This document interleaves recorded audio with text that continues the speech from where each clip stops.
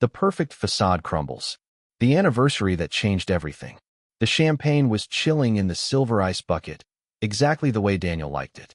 Emma had spent the entire afternoon preparing their home for what she hoped would be a perfect 10th anniversary celebration.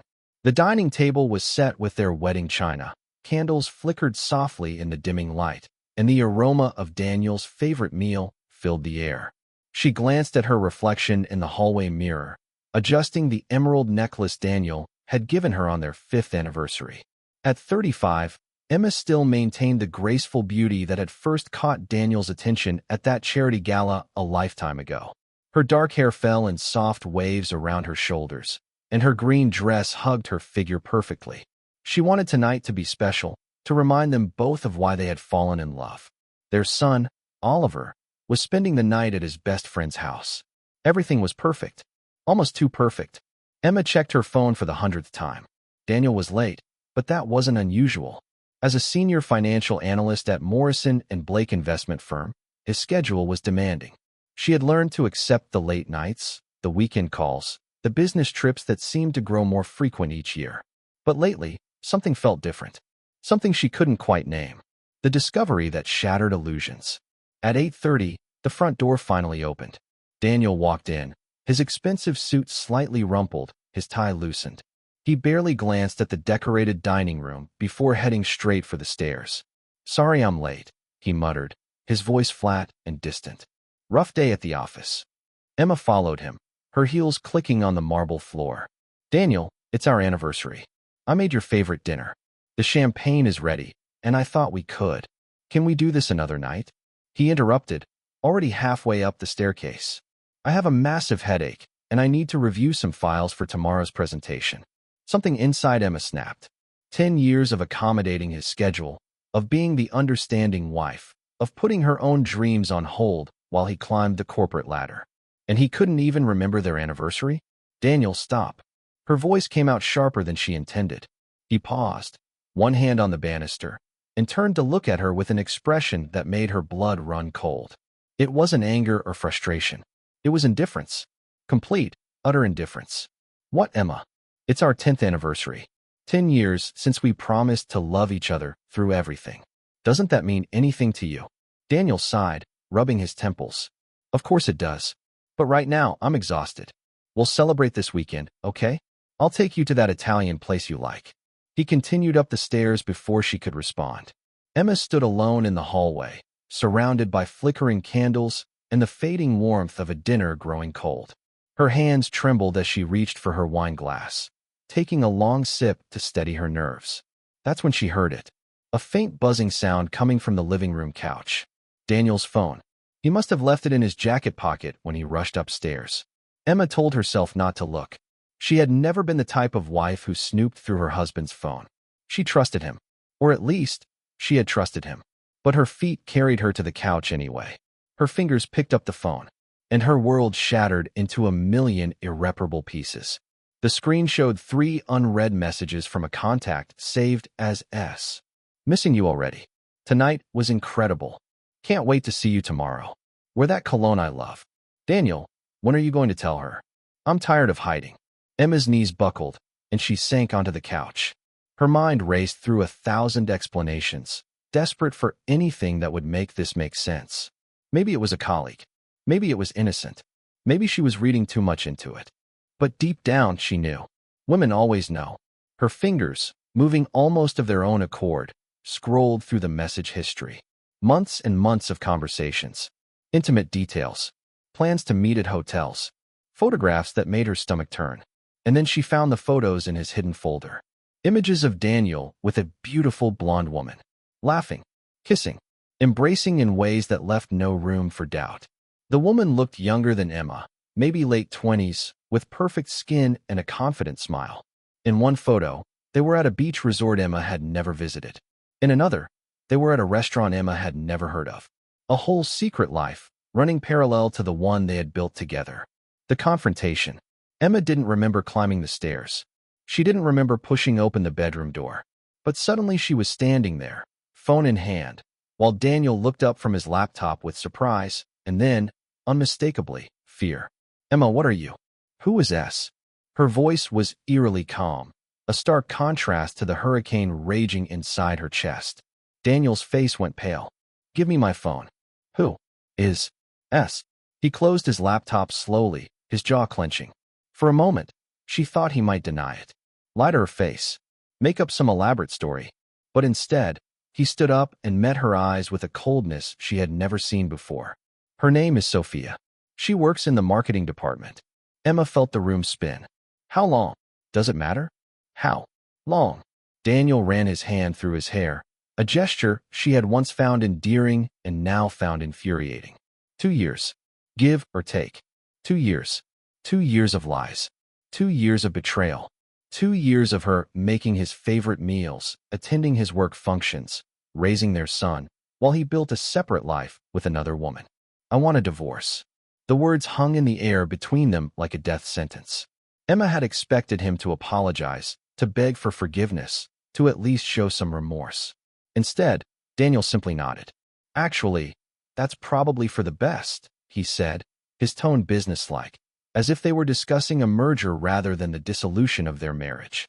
"Sophia and I have been talking about taking things to the next level. She understands me in ways you never could." The cruelty of his words cut deeper than the infidelity itself. Emma stared at this man she had loved for more than a decade and realized she was looking at a stranger. "Get out," she whispered. "This is my house too, Emma. Get out." Her voice rose to a scream. "Get out right now before I do something we'll both regret." For the first time that evening, Daniel looked genuinely alarmed. He grabbed his phone from her trembling hand, stuffed a few items into an overnight bag, and headed for the door. "My lawyer will be in touch," he said without looking back. "I think we can handle this like adults." The front door slammed, and Emma collapsed onto the bed that suddenly felt too large, too empty, too full of broken promises. She cried until no more tears would come, her body shaking with sobs that seemed to originate from somewhere deep in her soul. The morning after, Emma woke up still wearing her green dress, mascara streaked across her face, her throat raw from crying. Sunlight streamed through the bedroom windows with cruel cheerfulness, illuminating a world that had fundamentally changed overnight. She forced herself to get up, to shower, to go through the motions of normal life, even though nothing felt normal anymore. When she looked in the bathroom mirror, she saw a woman she barely recognized. Eyes swollen and red, skin pale, expression haunted. Her phone buzzed. A text from her friend Jessica. "Happy anniversary. Hope you and Daniel had a wonderful celebration." Emma turned off her phone. She couldn't face well-meaning questions. Not yet. Instead, she went to Daniel's home office. If he had hidden an affair for 2 years, what else had he hidden? She started systematically going through his files, his desk drawers, his computer. What she found made her blood run cold. Bank statements showing large withdrawals she knew nothing about. Emails discussing investments she had never approved. Documents suggesting he had been moving their assets into accounts under only his name. He hadn't just been cheating on her emotionally and physically. He had been planning his exit strategy, setting himself up financially while leaving her vulnerable. The betrayal was so complete, so calculated, that Emma felt a new emotion rising through the grief and shock. Anger. Pure, white-hot anger. She pulled out her laptop and started taking screenshots of everything. If Daniel wanted to play dirty, she would match him move for move. But she needed help. Professional help. Emma picked up her phone and scrolled through her contacts until she found a name she hadn't called in 5 years. Marcus Reed. They had been close friends in college, before life and marriages had pulled them in different directions. She knew he had become a successful divorce attorney in the city. Her finger hovered over the call button.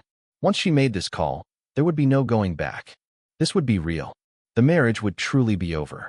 But then she thought of Daniel's indifferent face, his cold dismissal of their anniversary, his casual announcement about Sophia, his manipulation of their finances. Emma pressed the call button. Marcus Reed speaking. "Marcus, it's Emma. Emma Thornton." She took a deep breath. "I need your help. My husband has been having an affair, and I think he's been hiding assets. I need the best divorce lawyer in the city, and I heard that's you." There was a pause. Then Marcus's voice came back, warm but professional. "Emma, I'm so sorry to hear that. Can you come to my office today? Bring any documentation you have. We'll figure this out together." Preparing for war. 2 hours later, Emma sat in Marcus's sleek downtown office, her hands wrapped around a cup of coffee she couldn't quite bring herself to drink. Marcus looked much the same as she remembered, though his face had matured, his dark eyes sharp with intelligence behind designer glasses. "Tell me everything," he said gently. And she did. The whole sordid story poured out while Marcus took notes, his expression growing increasingly grim. When she finished, he leaned back in his chair. "Emma, I'm not going to sugarcoat this. Daniel has been planning this for a while. But the good news is, he's made mistakes. Moving assets without your knowledge is financial misconduct. We can use that. What do I need to do? First, we document everything.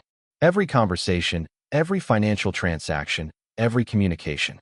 Second, I'm going to recommend you speak with a private investigator. We need to know exactly what we're dealing with regarding this Sophia person and whether there are any other skeletons in Daniel's closet." Emma nodded, feeling a strange sense of calm settling over her. For the first time since discovering the messages, she felt like she had some control. "There's something else," Marcus continued. "I know this is painful, but you need to prepare yourself emotionally. Divorces can get ugly, especially when significant assets are involved. Daniel will likely try to paint you in a negative light. He'll use every weakness, every insecurity. You need to be stronger than you've ever been."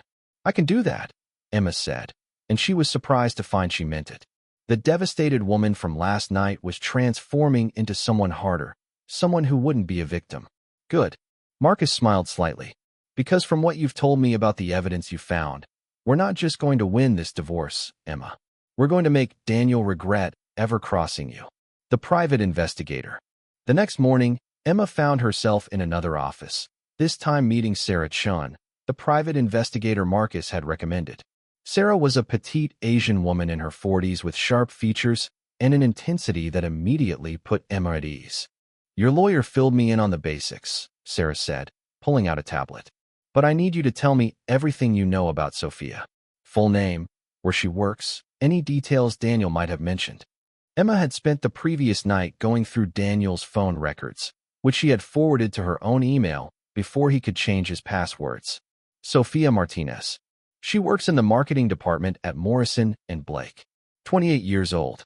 She went to NYU. Daniel mentioned she lives in the South End." Sarah typed rapidly. "Good. That's a starting point.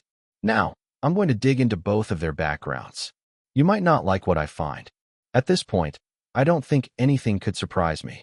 Sarah looked up, her dark eyes knowing. "You'd be surprised what people hide. Give me 48 hours. I'll have a preliminary report for you." As Emma left Sarah's office, her phone buzzed. A text from Daniel. "We need to talk about Oliver. And the house. My lawyer says you're being unreasonable." Emma's fingers tightened around her phone. She hadn't been unreasonable yet, but she was about to be.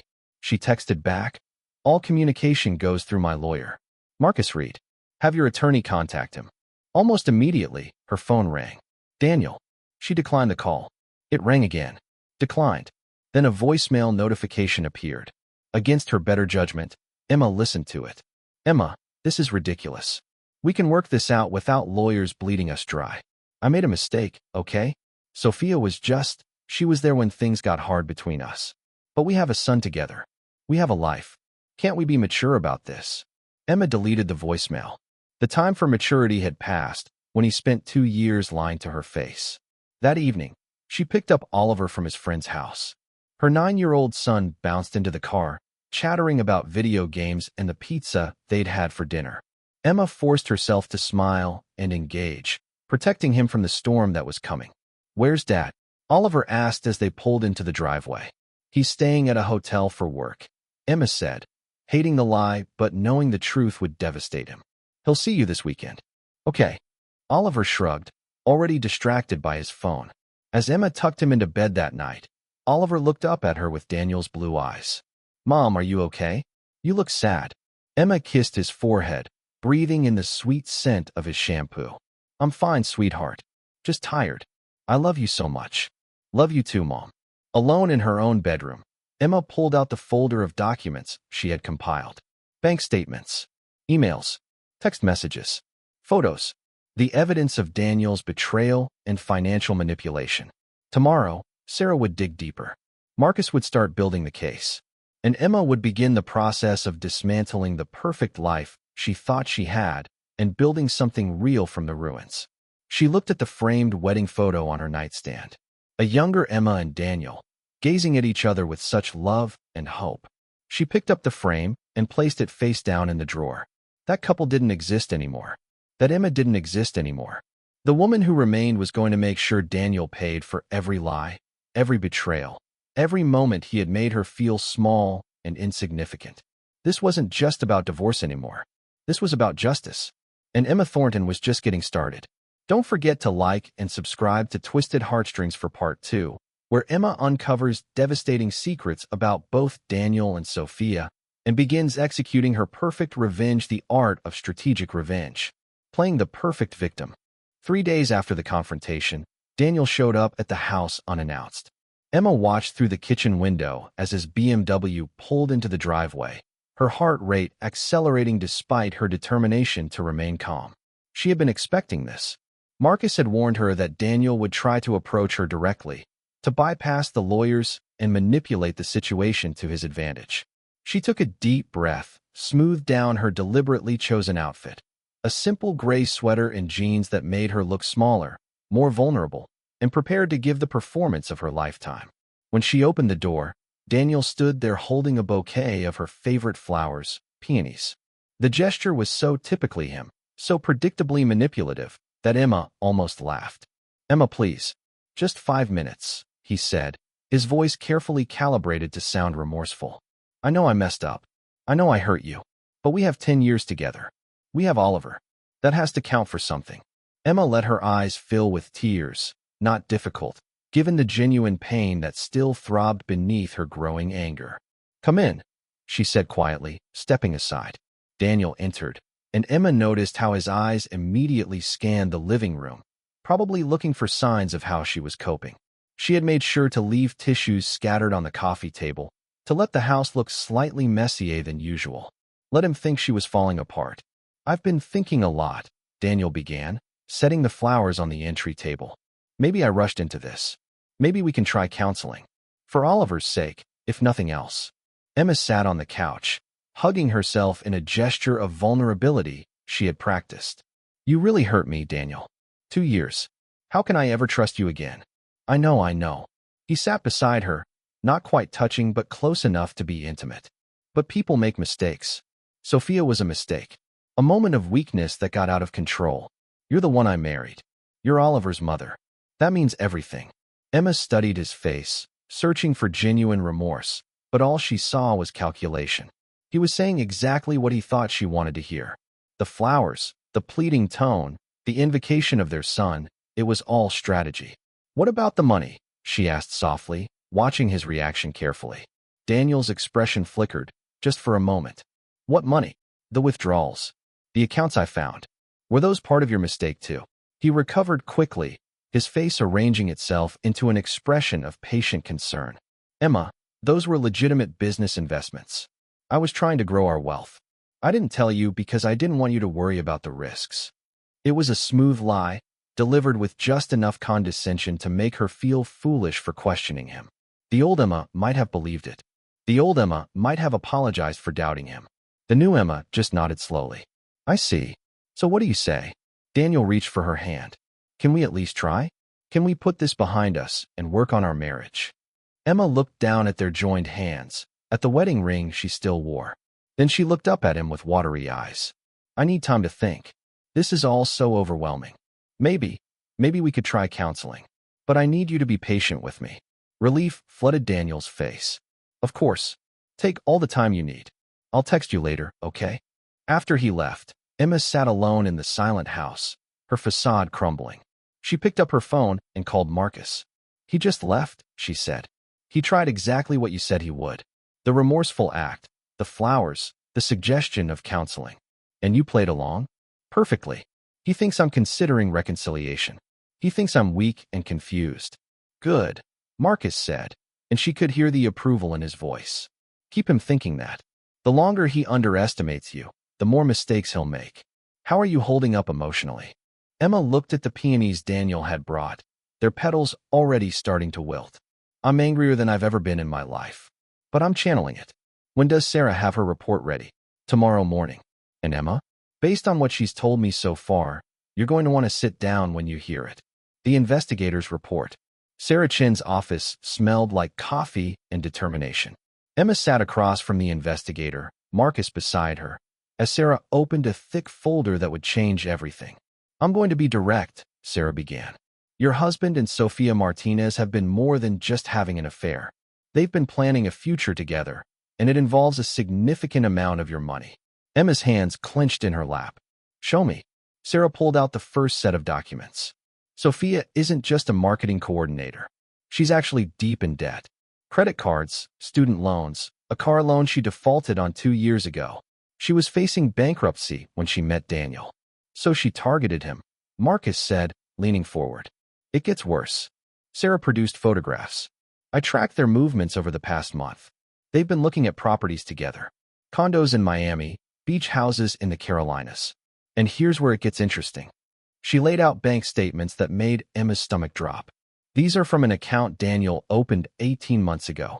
He's been funneling money into it. Money from your joint savings, from his bonuses that should have been community property. He's moved over $300,000. $300,000, Emma repeated, her voice hollow. She thought of all the times she had suggested they take a family vacation, renovate the kitchen, invest in Oliver's college fund. Daniel had always said they needed to be conservative with spending. Meanwhile, he was building an escape fund. There's more, Sarah continued, her expression grim. Sofia has a record. Nothing major, but concerning. Fraud charges that were dropped in 2019, a restraining order filed against her by a previous boyfriend, allegations of stalking. Emma looked up sharply. Does Daniel know? I doubt it. Sofia has been very careful about hiding her past. She changed her last name legally 3 years ago. It used to be Kowalski. She's reinvented herself completely. Marcus was already making notes. This is gold for our case. Daniel's been hiding marital assets with the intent to defraud his spouse. That's not just grounds for an unfavorable divorce settlement. It could be criminal. What do I do now? Emma asked. Sarah pulled out another set of documents. I've been monitoring their communications. They're planning to meet tomorrow night at the Riverside Hotel downtown. Daniel told you he has a business dinner, correct? Emma nodded. He had texted her that morning about a late meeting with clients. I suggest you see it for yourself, Sarah said. Sometimes people need that final confirmation, that absolute proof, to move forward without guilt. And we can document everything. I'll go, Emma said immediately. Marcus touched her arm. Emma, are you sure? This will be painful. I need to see it. I need to see him lie to her face the way he's been lying to mine. And I need to understand exactly who I'm dealing with. That evening, Emma told Oliver she was having dinner with an old friend. She drove downtown in Sarah's car, borrowed to avoid being recognized, and parked across from the Riverside Hotel. The upscale establishment glowed with warm lighting, couples and business people streaming in and out of the elegant entrance. At 7:30, Daniel's BMW pulled up. He handed his keys to the valet, and Emma's breath caught as she watched him smooth his hair, check his reflection in the glass doors. He was wearing the suit she had bought him for his last birthday. 10 minutes later, a sleek red convertible arrived, and Sofia emerged. She was even more beautiful in person, wearing a black dress that hugged every curve, her blonde hair cascading over her shoulders. She moved with confidence, with ownership, as if she had already won. Daniel met her at the entrance, and even from a distance, Emma could see the way his face lit up. He pulled Sofia into an embrace, his hand sliding possessively to the small of her back as he guided her inside. Emma's phone buzzed. A text from Daniel. Dinner running late. Don't wait up. She stared at the message, at the casual cruelty of his lies, and felt something fundamental shift inside her. Any lingering hope, any remaining thread of the love she had once felt, snapped completely. Sarah appeared at the passenger window. I got photos. Clear ones of them together. Do you want to go in? No, Emma said, her voice steady. I've seen enough. Let's go back. We have work to do. Uncovering deeper secrets. Over the next week, Emma threw herself into preparation with an intensity that surprised even Marcus. She documented everything. Every text from Daniel, every phone call, every false promise. She organized financial records, created timelines, built an irrefutable case. But it was Sarah's continued investigation that revealed the most damaging information. "I found something," Sarah said during their next meeting, her voice tight with excitement. "Daniel isn't just having an affair and hiding money. He's been embezzling from his firm." Emma's head snapped up. "What?" Sarah spread out a complex web of documents. "I have a contact in financial forensics. She owed me a favor, so I had her look into Daniel's work transactions. He's been skimming money from client accounts, small amounts, carefully disguised, but consistent. Over the past 3 years, he's stolen approximately $1.2 million. Marcus whistled low. "That's not just a civil matter. That's federal fraud." "Does his firm know?" Emma asked. "Not yet, but they're starting to suspect. I heard through my sources that there's an internal audit beginning next month. When they find this, Daniel's career won't just be over. He'll be looking at prison time." Emma sat back, her mind racing. Daniel's arrogance, his confidence that he could control everything, suddenly made sense. He wasn't just planning to leave her for Sophia. He was planning to disappear with stolen money, to start over somewhere new, probably somewhere without an extradition treaty. "We need to move faster," Marcus said. "If Daniel realizes an audit is coming, he might run." "Emma, I know this is hard, but we need to file divorce papers now.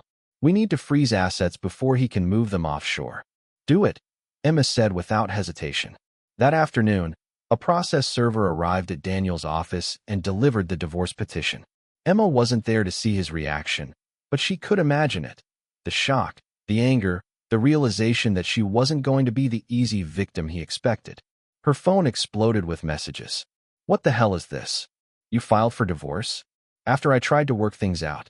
This is insane, Emma. Call me right now. You're making a huge mistake. My lawyer is going to destroy you." Emma deleted each message without responding. Her silence, she knew, would infuriate him more than any argument. That evening, she picked up Oliver from soccer practice. Her son climbed into the car, muddy and cheerful, chattering about the goal he'd almost scored. "Mom, is Dad coming to my game on Saturday?" Oliver asked as they drove home. Emma's hands tightened on the steering wheel. This was the part that broke her heart, not her own pain, but the inevitable pain her son would face. "I'm not sure, honey.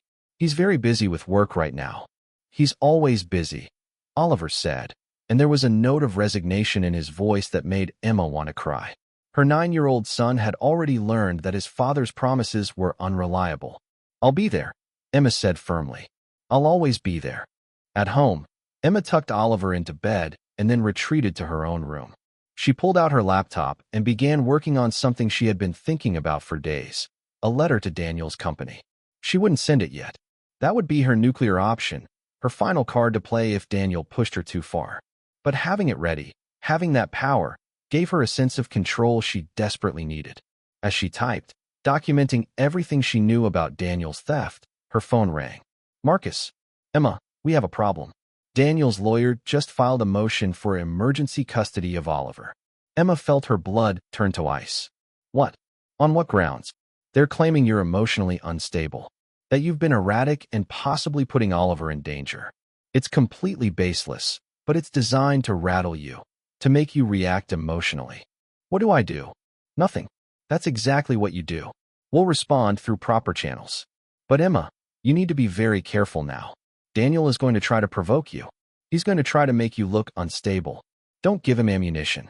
After hanging up, Emma sat in the darkness of her bedroom, fury and fear warring inside her. Daniel was trying to take her son.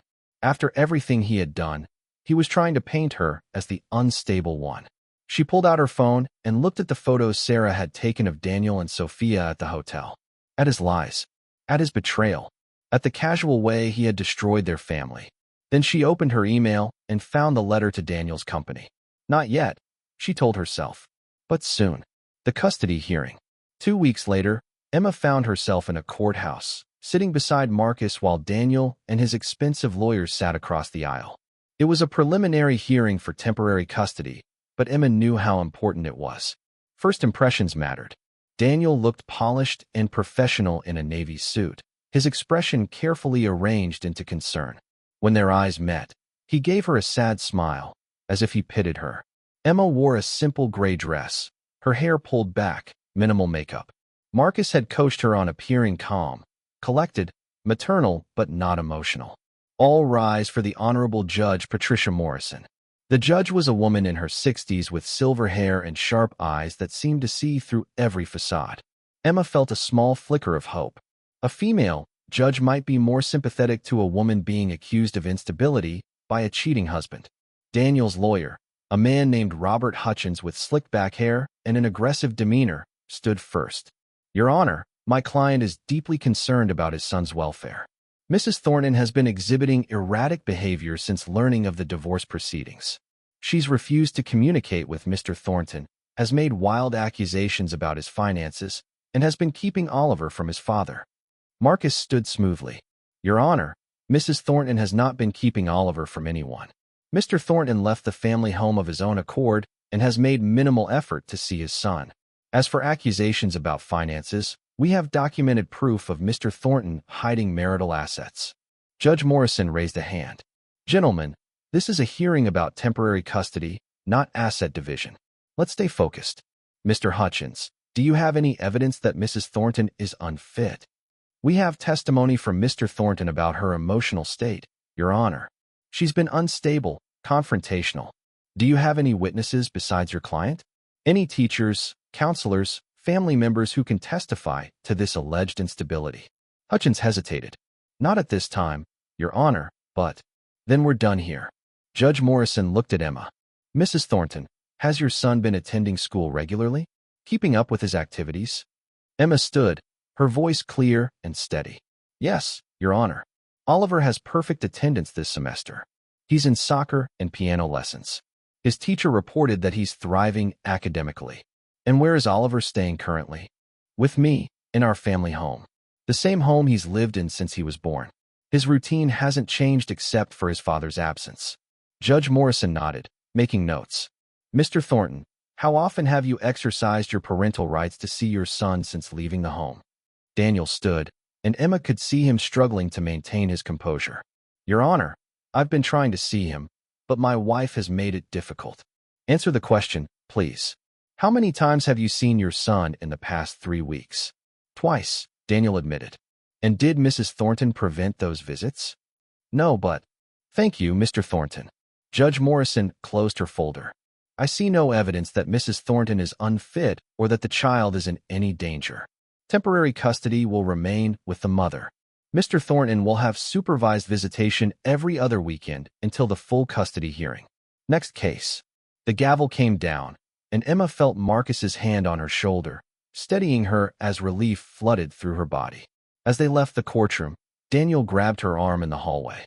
You think you won? This isn't over, Emma. I'm not going to let you destroy me. Emma pulled her arm free, looking him directly in the eye. I'm not destroying you, Daniel. You destroyed yourself. I'm just making sure you don't take me and Oliver down with you. She walked away without looking back, Marcus beside her, leaving Daniel standing alone in the courthouse corridor. In the car, Marcus turned to her with something like admiration in his eyes. You were perfect in there. Calm, collected, factual. That judge saw exactly what she needed to see. He's not going to stop, Emma said quietly. He's going to keep fighting, keep trying to hurt me. I know. But here's what Daniel doesn't understand. Every time he fights, every time he attacks, he gives us more evidence of his true character.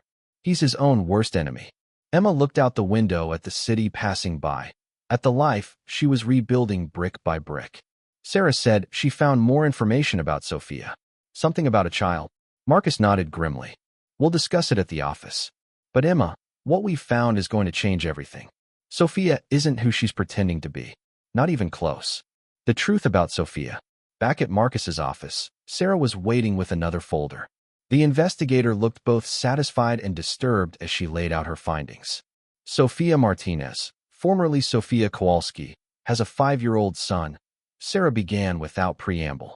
His name is Tyler, and he's been living with Sophia's mother in Newark for the past 3 years. Emma leaned forward. She has a child? Does Daniel know? I seriously doubt it.